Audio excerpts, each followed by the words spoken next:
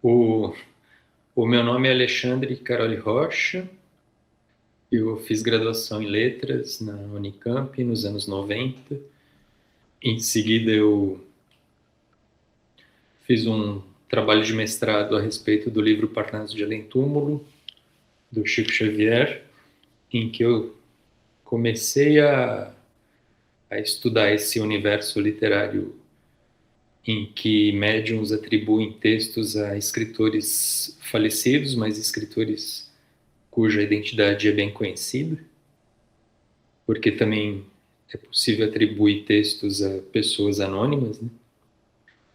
E, e daí eu tentei começar a compreender como funciona literariamente esse tipo de texto, né? Porque na literatura tradicional você tem o autor em carne e osso, né? Que é o autor empírico, que é, ao mesmo tempo, o autor intelectual de um texto, de uma obra literária. E nessa configuração que se estabeleceu, começou no espiritualismo moderno nos Estados Unidos e na Europa, depois teve grande desenvolvimento no Brasil no século XX. O médium se apresenta como o intermediário para um autor que já morreu e, portanto, a configuração autoral proposta é aquela em que o médium seria o autor empírico, em carne e osso, mas o autor intelectual seria o autor espiritual. E daí, no trabalho de mestrado, eu comecei a tentar entender como é que funciona essa configuração, como que os leitores entendem, né? Como que eles compreendem esses textos. E, e descobri de tal forma que eu próprio fiquei impressionado que alguns textos conseguem reproduzir características estilísticas bastante complexas e que, de fato, nos remetem às características dos autores em vida. Não em todos os casos, mas em alguns casos. No caso do Parnaso, são 200, quase 260 poemas que são atribuídos a 56 autores de língua portuguesa. E desses 56 eu consegui estudar só 5 no mestrado. E nessa época que eu tomei conhecimento do livro do Osmar e, e depois eu fiz um doutorado na mesma universidade, em que eu estudei os livros que o Chico Xavier atribuiu ao escritor Humberto de Campos. E é um material bastante extenso, né? Então, deu muito trabalho, porque eu tive que ler a obra completa do Humberto de Campos, que são mais de 40 livros, e depois comparar com os 12 livros que o Chico Xavier atribuiu tanto ao Humberto de Campos quanto ao Irmão Schitz, que é o nome pelo qual ele ficou conhecido depois do processo de 44. E também pude observar que existia um trabalho propositadamente, né, de tentar demonstrar conhecimentos para tentar convencer o leitor atento a essa ideia de que o próprio autor teria escrito aqueles livros depois de sua morte. E defendia a tese a respeito desse tema. E o livro do Osmar me serviu como um dos poucos trabalhos a respeito desse tipo de literatura. É claro que a gente encontra esse tipo de comparação literária antes, né? Por exemplo, no Bozano, mas nunca com tal fôlego quanto no livro do Osmar. Acho que o Osmar foi quem desenvolveu com mais fôlego esse tipo de comparação, né? E gastou mais anos de sua vida fazendo isso. Na verdade, eu não me lembro qual foi o primeiro contato no sentido de quem me indicou esse livro, mas como ainda hoje existe muito pouca pesquisa a respeito desse assunto, inevitavelmente eu caí nesse estudo do Osmar. E alguém me indicou, eu comprei, li, achei impressionante o estudo, descobri que alguém já tinha feito algo semelhante àquilo que eu tinha em mente, provavelmente do meio para o final, mas me deu boas ideias, né, para continuar o estudo e me deu certo alívio para confirmar que aquilo poderia fazer sentido, né? Ainda mais porque se tratava de um outro médium. Então, Sim. dois médiums fazendo um trabalho semelhante no sentido de oferecer evidências autorais a respeito desse tipo de autoria, isso fortalece a hipótese de que aquilo pode fazer sentido. Tá. No Parnaso, você identificou se por acaso havia um interesse do autor espiritual em se apresentar e ser reconhecido como tal? Porque no caso do livro do Osmar, né, ele teve a impressão, ele passa essa ideia de que o autor, o Balzac, ele queria ser reconhecido e por isso ele fez Sim, questão de introduzir elementos lá que permitisse a identificação.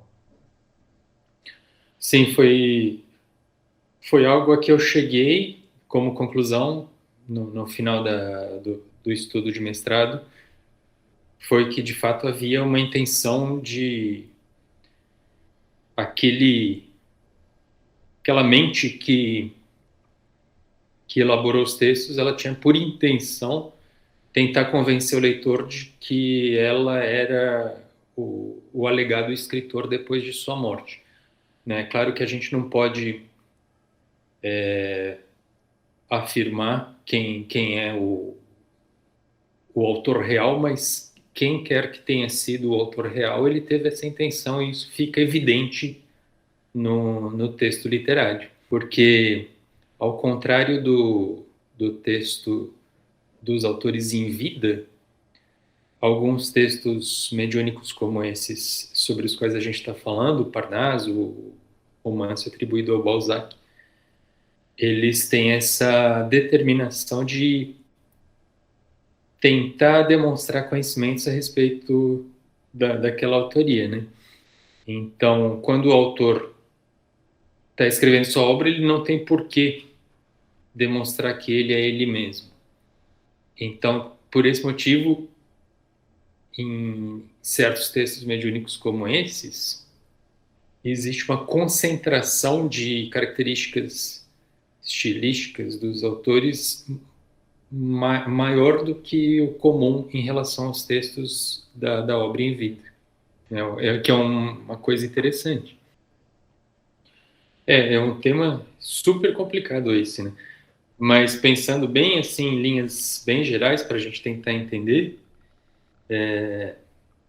no Parnaso, por exemplo, é possível observar claramente as características que identificavam os autores com base na sua obra, né, em vida, e as características preservadas no texto mediúnico, ao mesmo tempo que é possível identificar várias diferenças em relação a pontos de vista, principalmente. Então, aquilo que as pessoas costumam pensar a respeito de forma e conteúdo, né? Grosso modo, porque não é tão fácil a separação nesses termos, mas o Parnaso consegue, em sua forma, preservar características estilísticas e no seu conteúdo existem mais diferenças, nuances, etc. Declaradamente, porque o livro se apresenta como o ponto de vista de autores depois da experiência da morte. Então é algo inédito e, portanto, é claro que isso deve ter algum reflexo no texto, né? E por isso se apresentam daquela forma. Mal comparando, é mais ou menos como a literatura de viagem, né? Que um autor vai para um outro continente, conhece novas realidades, e daí no texto ele revela aquilo que ele conheceu e como é que aquilo modificou a visão de mundo que ele tinha, etc. Uma diferença que eu vejo com relação ao romance do Valdo Vieira é a questão da língua, né? Porque no Parnaso são todos autores, alegados autores de língua portuguesa, então não houve esse problema da língua. E no romance do Valdo, seria um autor de língua francesa que escreve agora em português, né? Que daí já dá uma mudança linguística, talvez cultural, mais forte, né? Então é um problema pelo qual o Chico não passou, né? A questão da língua. Se eu não me engano, no prefácio, o autor diz que ele teria aprendido a língua portuguesa depois no mundo espiritual, alguma coisa assim. A procedência disso não dá para saber se é verdade ou não, mas de qualquer forma é uma solução literária interessante, porque eu lembro que o Osmar salientava muito esse aspecto linguístico, dizendo que havia muitas marcas do francês nesse português do romance, né? Que já é um grande tema de estudo. Você pode fazer um mestrado, um doutorado só sobre esse ponto, por exemplo. O português do romance atribuído ao Balzac. Vai poder estudar minuciosamente essa relação entre a língua portuguesa e a francesa, se existe de fato uma mistura entre essas duas fontes linguísticas ou se seria apenas uma imitação superficial. É um material que possibilita estudos de diversas naturezas, né? O Osmar tentou fazer um pouco de tudo, né, nesse estudo dele. Existe uma dificuldade, eu acho, para você adentrar o estudo do Osmar, porque é uma pesquisa muito... é um emaranhado de temas, assim, que combina literatura, história, conhecimentos de uma região específica da França, etc. E ele tenta concatenar todos esses elementos num livro que ele disse que teve que resumir muito e mesmo assim tem, acho que, quase 600 páginas. E como eu já tinha formação na área de letras, eu consegui ler o livro, compreender, porque eu estudava aquele tema, mas eu imagino que uma pessoa que não tenha formação nessas áreas, ela deve ter certa dificuldade de entender qual é a pesquisa, qual é o objetivo dessa pesquisa, né? Talvez seja um dos motivos pelos quais muita gente não consegue entender, mesmo um leitor espírita médio, ou um intelectual interessado na obra do Balzac, ele não consegue unir uma coisa a outra, entender qual é o objetivo da pesquisa do Osmar. É um material riquíssimo, só que eu estava pensando naquilo que a gente falou outro dia sobre por que o livro é pouco lido, né? Acho que ele enfrenta diversos tipos de resistência, uma das quais o tema, né? Um livro sobre um romance psicografado, isso já gera certa resistência em boa parte dos leitores, e entre os leitores que se interessam por material psicografado, tem uma dificuldade de acesso ao tipo de linguagem, de análise, que é algo meio alheio à formação geral desse grupo de leitores, eu acho. O Avesso é uma obra que abre muitas possibilidades de novos estudos, né? Porque ele é de uma erudição muito grande. Ele próprio, nos seus capítulos, já explora uma diversa gama de assuntos e possibilita, sim, que pessoas interessadas nesse tema desenvolvam, né, cada um daqueles galhos que ele apontou em novos estudos. Então, isso é perfeitamente possível. Mas eu estava pensando agora que é interessante que pouca gente conseguiu penetrar, né, o trabalho primeiro do Osmar, e foi interessante que uma dessas pessoas tenha sido um cineasta que não tem nada a ver com espiritualismo, né? Ele conseguiu notar a riqueza das relações culturais que o Osmar descobre nesse romance e fez aquele filme, né? Estou me referindo ao Geraldo Sarno, o último romance de Balzac. Isso. E o curioso é que o Sarno, ele era conhecido por ser ateu marxista. Essa foi uma das observações que eu fiz ao Osmar quando eu estive com ele na casa dele em Valência. E a gente falava sobre esse aspecto de ele ter focado exclusivamente nas relações textuais e culturais registradas no texto mediúnico, né? E o fato de ele não ter tratado em nenhum momento da mediunidade, do tema da mediunidade, né? Então, me parece que ele teve como alvo não o público espiritualista, mas o público interessado pela literatura, pela cultura francesa, etc. Né? Ele tinha em mente justamente esse outro público. Então, acho que foi muito difícil de chegar a esse outro público, talvez por, não sei se pelo filtro da editora, que é uma editora relacionada ao espiritismo, ou por não estar no meio intelectual, mas eu acho que é uma escolha muito acertada e importante, porque o trabalho tem o potencial de ser descoberto no futuro. Eu acho que seria possível, como eu disse antes, escolher algum aspecto para cada área do conhecimento, digamos assim.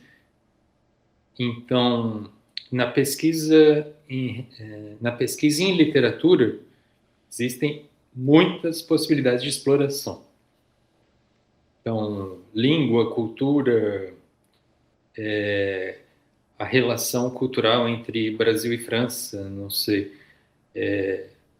presença da literatura francesa no Brasil por meio de um romance supostamente mediúnico. Caberia também algum trabalho em antropologia, não sei, e certamente também sobre a relação mente-corpo, se você quiser fazer uma pesquisa mais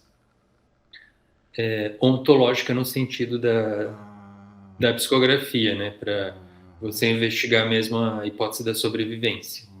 Eu tenho muito interesse nessa questão da mediunidade, fenômeno, né? Não da fenômeno, Mas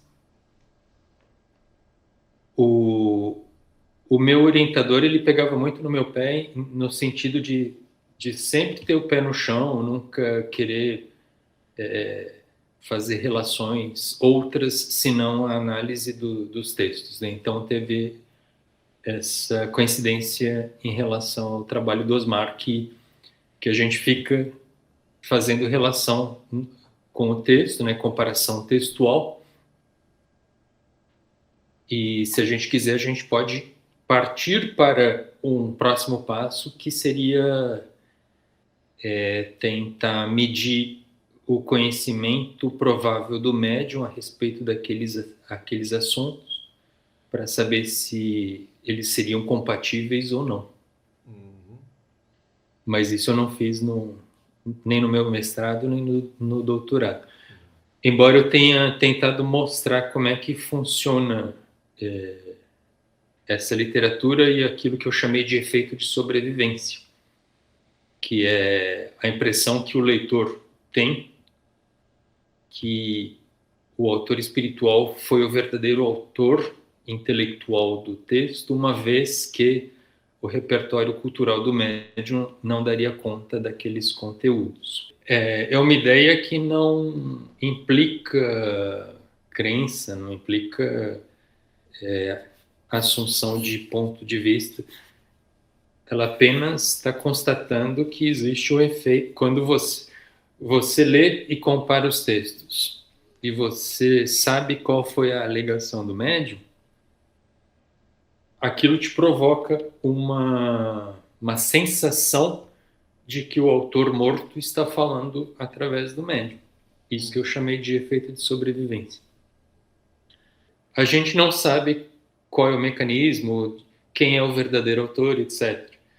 Mas o que dá para saber é que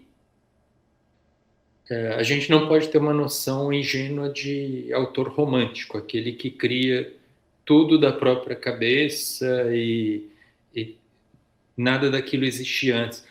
É mais a noção de literatura do século XX, segundo a qual todo texto é uma reescritura de um texto anterior, né? Então, sempre você vai rearranjar aquilo que foi escrito anteriormente.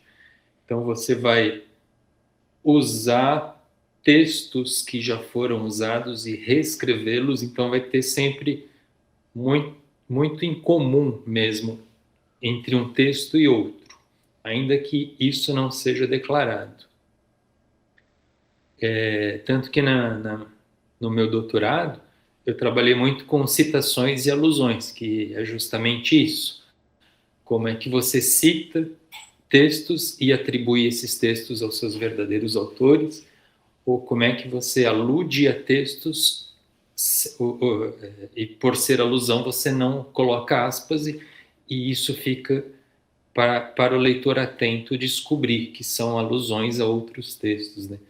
Que o Osmar também fez bastante, decifrando as alusões do texto mediúnico à obra do Balzac.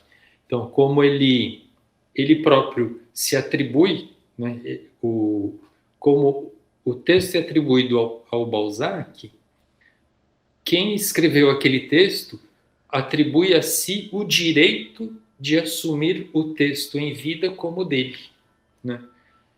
Então, se você presume que o autor foi o médium, daí você vai poder sugerir, por exemplo, que o médium plagiou Balzac, porque a obra era do Balzac e não do médium.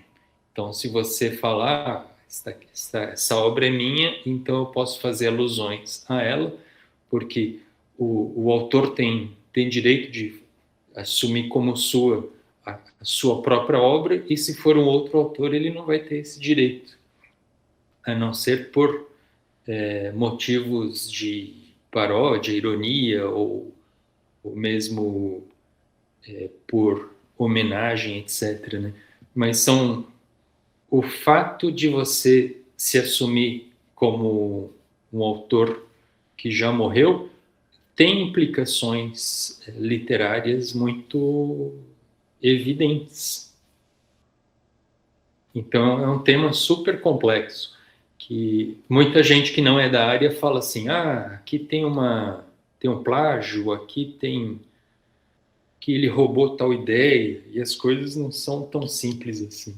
Eu acho que a gente teria condições de inserir esse tipo de estudo de forma a romper esse tipo de resistência, essas resistências. Mas não dá para saber, elas podem aumentar, inclusive. Eu acho que é imprevisível. Eu conheço gente que está muito otimista atualmente, dizendo que vai ser a bola da vez, etc.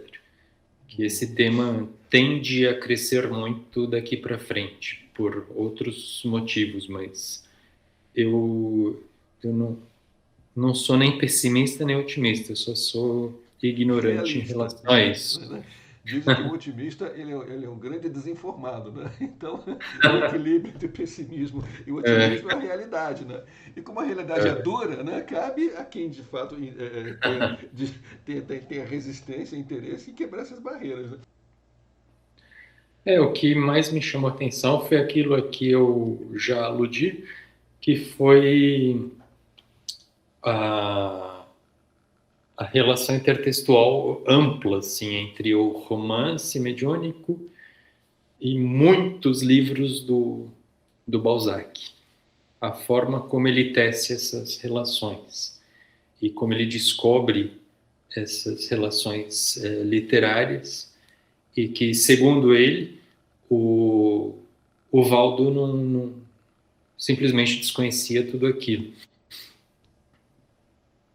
Que tem a ver também com aquele tal do efeito de sobrevivência, Sim. que quando você tem a impressão de que o médium não tinha condições de conhecer, né, toda aquela rede de referências culturais e literárias demonstrada pelo texto mediúnico, Uhum. que é aquilo que mais me interessa, né, na minha pesquisa, é justamente isso, quando você descobre uma relação ampla que, que liga o texto à obra do autor em vida e que tudo indica que o médium não tinha noção daquilo.